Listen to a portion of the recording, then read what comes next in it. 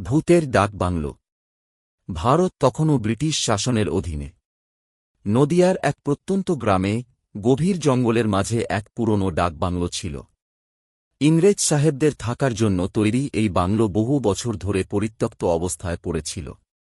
লোকমুখে শোনা যেত, সেখানে রাতে অদ্ভুত আওয়াজ শোনা যায়, কখনো কান্না, কখনো হাসি, আবার কখনো পায়ের শব্দ। একদিন কলকাতা থেকে তরুণ ইঞ্জিনিয়ার হরিদাস মুখার্জি সরকারি কাজের জন্য ওই গ্রামে আসেন। থাকার জন্য ডাকবাংলোতেই ব্যবস্থা হয়। গ্রামের লোকেরা অনেক অনুরোধ করল, কিন্তু হরিদাস সাহেব হেসে উড়িয়ে দিলেন, ভূতটুতো বলে কিছু নেই। রাত গভীর হতে না হতেই শুরু হল কাণ্ড। বাতাস যেন গুমগুম করে কেঁদে উঠল, জানালার পাল্লা ঠক ঠক শব্দ করতে লাগল। আচমকা দরজার বাইরে কারো পায়ের শব্দ শুনতে পেলেন হরিদাস। কে ওখানে? তিনি চিৎকার করলেন, কিন্তু কোনো উত্তর এল না। দরজা খুলতেই দেখলেন, সামনের বারান্দায় একটা ছায়ামূর্তি দাঁড়িয়ে আছে, মাথা নিচু, হাত লম্বা, সাদা কাপড়ে ঢাকা।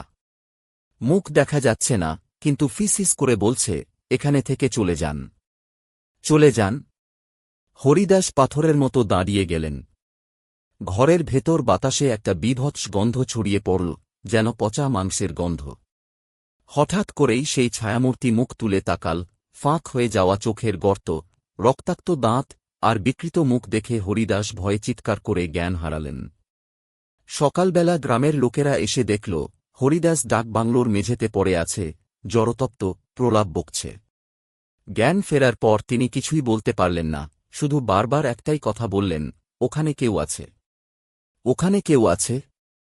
তারপর কেউ আর কখনো সেই ডাকবাংলোয় পা রাখেনি।